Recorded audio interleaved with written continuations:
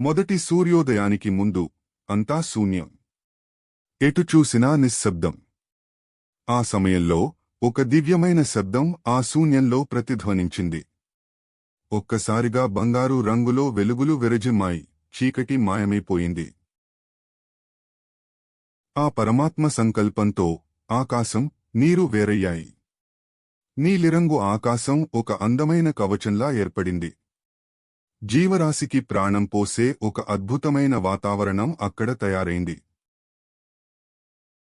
నీరు పక్కకు జరగగానే భూమి పైకి వచ్చింది. ఎత్తైన కొండలు, లోతైన లోయలు ఏర్పడ్డాయి. ఆ దైవ సంకల్పంతో బోసిగా ఉన్న భూమి పచ్చని చెట్లు, పూలతో కళకళలాడింది. ఆకాశంలో సూర్యుడు బంగారు కాంతులతో పగలును, చంద్రుడు వెండి వెలుగులతో రాత్రిని కాపాడటం మొదలుపెట్టాయి. కోట్లాది నక్షత్రాలు ఆకాశంలో వజ్రాల్లా మెరుస్తూ విశ్వానికి ఒక అందమైన రూపాన్ని ఇచ్చాయి. సముద్రాల్లో చేపలు, ఆకాశంలో పక్షులు సందడి చేశాయి. చిన్న పిచ్చుక నుండి పెద్ద జంతువు వరకు ప్రతి ప్రాణి ఒక కొత్త రాగాన్ని పాడుతూ ఈ ప్రపంచంలోకి అడుగుపెట్టాయి. చివరగా ఆ పరమాత్మ మట్టితో మనిషిని సృష్టించాడు.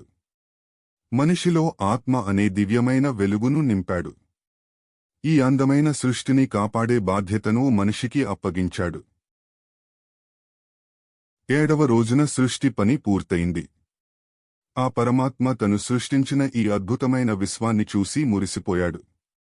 ఆ రోజు ఒక ప్రశాంతమైన, పవిత్రమైన రోజుగా మిగిలిపోయింది. సనాతన సందేశం. యతో వా ఇమాని భూతాని జాయంతే.